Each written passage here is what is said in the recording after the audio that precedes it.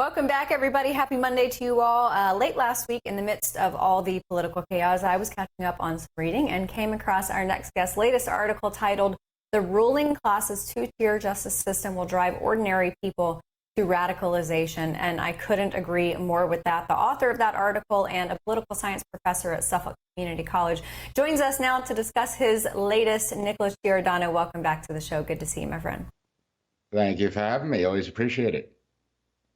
So I have to admit, when I first started reading this, I saw mentions of Timothy McVeigh and Ruby Ridge and Waco, and I thought, ooh, that's scary. But then when I thought about the societal issues that led up to that, distrust in the government, a divided citizenry, economic strife, social strife, we're kind of in the midst of that right now, and that's really concerning. And that was one of the things that you talked about in your piece. Can you expound on that? Absolutely. And a lot of it has to do with people's legitimate grievances that aren't even acknowledged. So when you look at radicalization, I have background in Homeland Security and Emergency Management, understand what radicalizes people. You go back to the 90s, you saw jobs being shifted overseas and then officials saying, those jobs are gone, you have to get over it. There was no empathy or anything towards people that lost their whole livelihoods. And then you fast forward to 2016 and you see the FBI targeting a presidential campaign and then a president of the United States. Many people supported the president, nearly half the country, and he was unfairly targeted.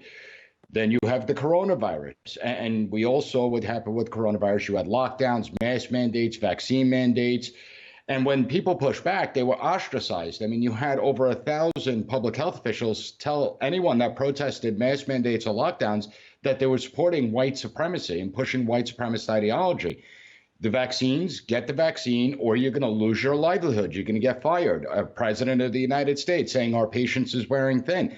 Now, it turned out that the officials were wrong on a lot of the accounts when it comes to the coronavirus response. Never once did they come out and apologize and say, we were wrong, we're never going to let this happen again. Instead, they double, they triple down, and they just disregard it. They try to rewrite history. You look at the school boards and parents complaining about what their children are learning, and you have the Department of Justice targeting those parents as if they're domestic terrorists, that they're going to launch investigations. So you really see this evolution where they're pushing people as almost as if they're the enemy. And if you question the 2020 election, well, that's a taboo subject. You're not allowed to question 51 intelligence officials saying that the Hunter Biden laptop is disinformation when it wasn't. You're not allowed to question the over $400 million of Zuckerberg's money going in to take over local election operations. You can't question the changing. We changed the entire way we vote. And we can't question that. Even though a government can't fix a pothole right, they seamlessly pulled off this election. It's truly stunning. So if you keep pushing people and telling them that they're crazy, they're conspiracy theorists, they're domestic terrorists, domestic enemies, which is much of the language we're using, well, then you're going to push people towards radicalization. And that brings us to the national strategy for countering domestic terrorism, where the Biden administration has declared that anyone that expresses anti-government or anti-authority sentiment can incite and be labeled as a domestic terrorist. So you're not even allowed to criticize government, essentially, or else you're going to face targeting. So the government is pushing us into a very dangerous position, and it's clear we see the double standards that exist, this two-tier system about how if you think one way and you have what they deem as the right ideology and narrative, well, the system will take care of you. If you think an opposite way, the system will target you. That's what people see from the outside, and no one in the government is acknowledging this. And my fear is there are some that actually want something to happen because then it justifies. See, we told you the threat of domestic terrorism was high. We told you these people are radicals and extremists, yet they're the ones that are creating it. I want to ask a little bit about Joe Biden's performance. He's asked about the worst fire in a century in American history, and he says no comment, stays at the beach, doesn't go back to work. Obviously never had any real engagement with the families who lost 13 soldiers in the failed withdrawal from Afghanistan, doesn't acknowledge even his own grandchild for a long time. Is middle-class Joe becoming callous Joe, and are Americans beginning to see a man different than what they thought they voted for?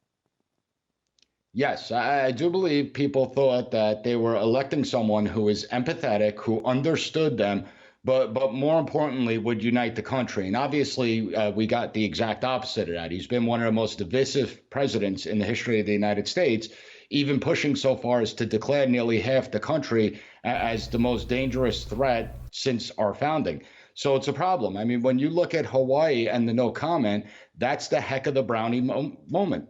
And the Katrina moment that he had. When you look at how he simply dismisses the 13 soldiers that lost their lives during the Afghanistan withdrawal, again, it shows his lack of empathy. They still say that it was a flawless operation, even though the withdrawal was a disaster and significantly hurt us in the international community, significantly weakened us in the international community.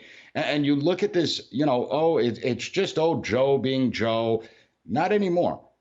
He is someone that has always been nasty if you actually listen to how he spoke in his rhetoric when he accused Republicans of wanting to put black people back in chains.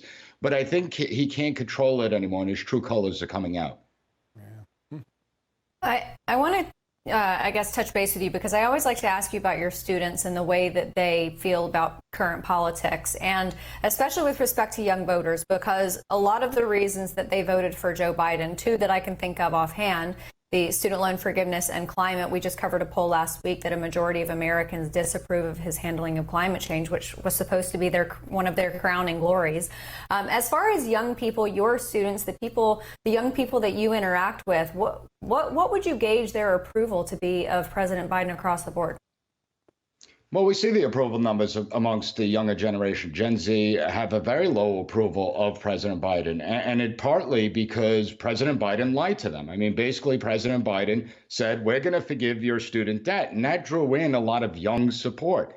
Now, the Supreme Court overruled President Biden's debt forgiveness program, but Biden himself, President Biden, understood that it was going to be overruled. I mean, this is a guy in an administration that went through with the mortgage eviction moratorium. Even though they knew it was going to be overturned, he openly stated he didn't care. He was still going to push it forward.